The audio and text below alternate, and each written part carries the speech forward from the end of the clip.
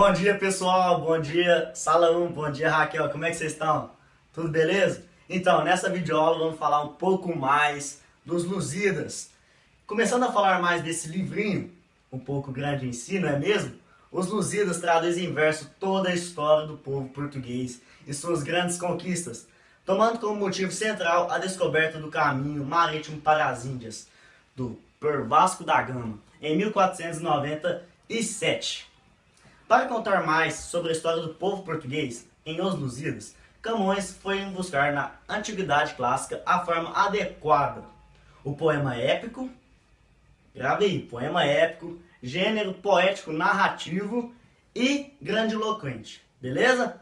Tem que saber isso aí. Depois de saber as três coisas que tem que saber mesmo, não pode esquecer esse trem não, hein, galera? Tem que gravar isso aí. Agora vamos falar um pouco mais dos detalhes, como por exemplo, como foi composto o livro, quando foi publicado e como é feita a divisão da obra, beleza? Agora minha amiga Fernanda vai falar um pouco mais para vocês. Te vejo daqui a pouco.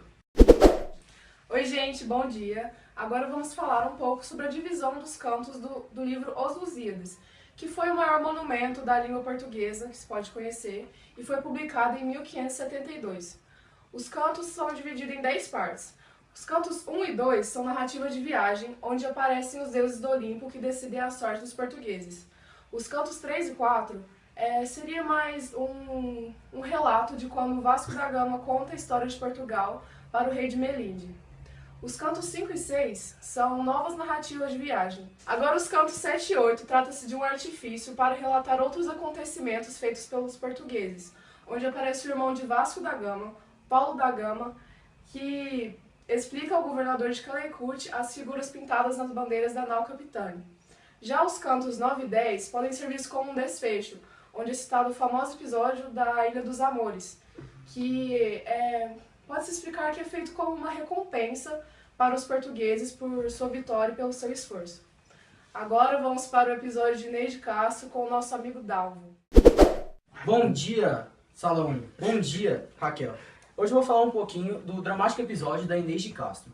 Inês de Castro é um episódio lírico-amoroso que simboliza a força e a veemência do amor em Portugal. Relata o assassinato de Inês de Castro e é narrado pela maior parte por Vasco da Gama, que conta a história de Portugal ao rei Melinde. Considerado um dos momentos mais belos do poema, Dom Pedro era casado com Dona Constância, que se apaixonaria por Inês de Castro, dama de companhia de Dona Constância e filha ilegítima de um nobre português. Com a morte de Dona Constância, Inês foi morar em Coimbra, às margens do rio Mondego, e Dom Pedro, viúvo, queria o amor de Inês, fazendo dela sua rainha. Rei Afonso, temendo pela sucessão do trono, que seria de seu neto, filho de Constância, e pela influência dos nobres, que temiam uma influência castelhana, manda resgatar o filho e conduzi-lo a um casamento, que ele não desejava. Como o casamento não ocorreu, a única saída do rei era mandar a execução da Inês. Durante a execução, o rei ela falou algumas palavras para o rei e ele já estava comovido, mas como os verdugos que defendiam a execução sacaram espadas e a mataram. Segundo algumas lendas, em 1355, quando Dom Pedro foi coroado rei, ele tirou o corpo da Inês do túmulo e fez todos os nobres beijarem a mão dela. Agora eu vou passar para meu amigo Samuel, que vai falar um pouquinho do Velho do Restelo. Muito obrigado. Bom dia, pessoal. Bom dia, Sala 1. Bom dia, Raquel. Eu sou o Samuel e vou falar um pouquinho do Velho do Restelo, que é o quarto conto do livro dos Lusíadas, que foi feito pelo Camões. E eu vou contar um pouquinho da história e depois eu vou fazer um resumo bem breve para vocês. Com medo de sofrer ou de se arrepender, os marinheiros não olhavam para as mães e as esposas.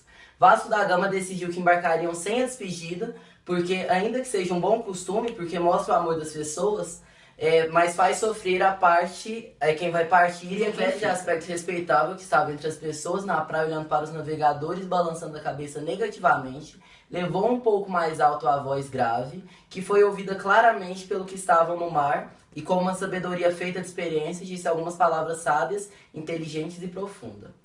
Este prazer dos homens de dominar e a cobiça fútil e sem valor da fama são tolices ilusórias, passageiras. Essa satisfação falsa, enganadora, é estimulada pelas pessoas que a chamam de honra. Isso castiga grandemente os homens de coração tolo, vazio, que ambicionam o poder e a fama, fazendo com que experimente muito suplício e crueldade. Essa ambição causa angústia e perturbação. É a origem de abandonos, adultério e destrói fortunas e estados. Chamam-no de nobre e elevada, quando é digna ou merecedora de desmoralizantes insultos. Palavras infamantes, fama e glória. São palavras para enganar o povo ignorante e tolo. E o velho pergunta que novos desastres serão causados ao reino e ao povo, em nome de alguma palavra enobrecedora, que promessas fáceis serão feitas de reinos, de minas de ouro, famas, histórias e triunfos para enganá-los. Então, galera, resumindo toda essa história, o velho do Restelo era um velho, obviamente, que amaldiçoou a viagem de Vasco da Gama, dizendo que se ele fosse, coisas ruins iriam acontecer, como até mesmo a morte de todos. E logo depois do conto do velho do Restelo, eu vou passar a palavra para o Pedro, que vai falar agora sobre o gigante Adamastor.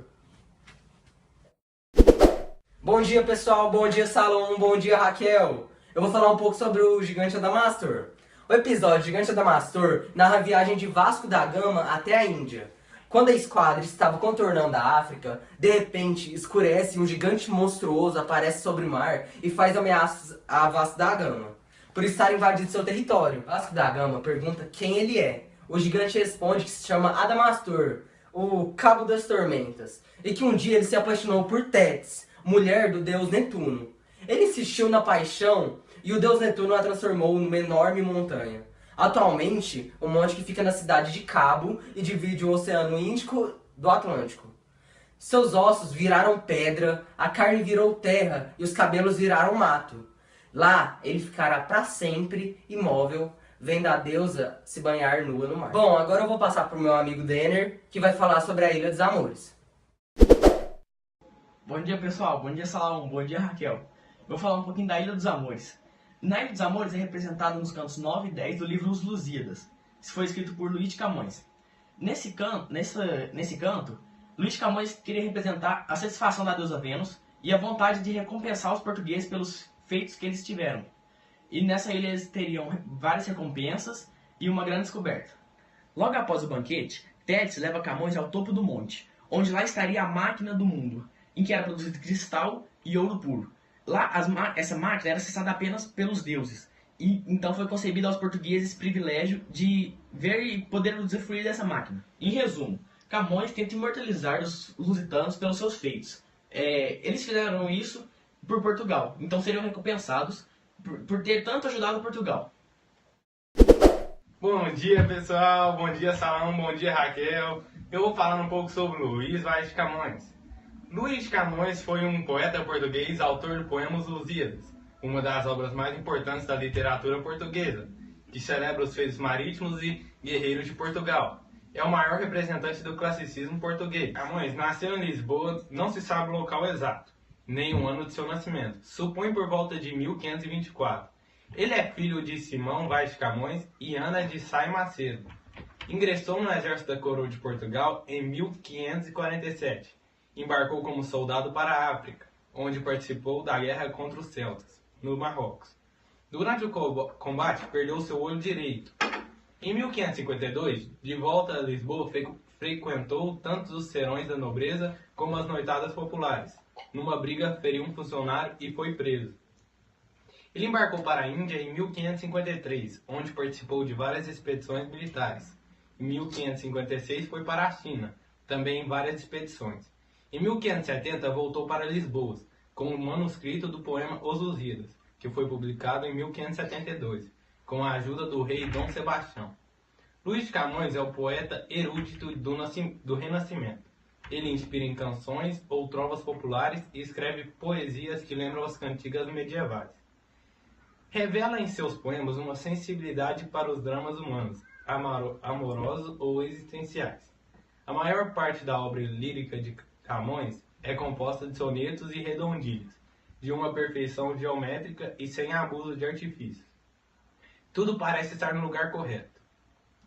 Uma das amadas de Camões foi a jovem chinesa Dinamê, que morreu afogada em um naufrágio. Diz a lenda que Camões conseguiu salvar o manuscrito de Os Lusíadas, segurando com ele em uma das mãos e nadando com a outra. Camões escreve vários sonetos lamentando a morte de sua amada. O mais famoso é A Saudade de Ser Amado. Camões deixou, além de Os Lusíadas, um conjunto de poesias líricas, entre elas Os Efeitos Contraditórios do Amor e O Desconcerto do Mundo, e as comédias de El Rei Seleuco e Filodemo e Anfitriões. Luís Vaz de Camões morreu em Lisboa, em Portugal, no dia 10 de junho de 1580, em absoluta pobreza. Bom, então galera, esse foi o nosso vídeo explicando um pouco mais dos episódios do livro Lusíadas e a biografia do autor Luís Vaz de Camões. Espero que vocês tenham entendido um pouco desse grande livro. Valeu pessoal, valeu Salão e muito obrigado Raquel.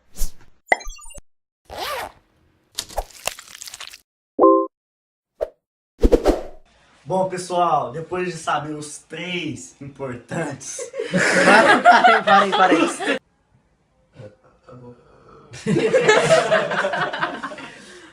Relata o assassinato de Inês.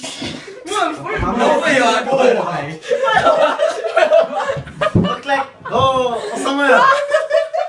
Bom dia, pessoal. Bom dia. E agora eu vou passar... Peraí, o que você vai falar? Balançando a cabeça negativamente. Obrigado por abaixar um tanto da porra. É navegante. Bom dia, pessoal. Bom dia. Era Salão, né? Já falou bom dia. Bom dia, pessoal. Bom dia, Salão. Bom dia, Raquel. O episódio gigante não... Bom dia, pessoal. Bom dia, Ô, Dal, tá parecendo sua cabecinha. Caralho, velho. Absurdo. Obrigado. Bom, essa foi a nossa videoaula. Espero que todos vocês tenham gostado e fiquem com Deus. Aí. Embaçado. Bom dia, Raquel. Isso, faz isso. O mais famoso.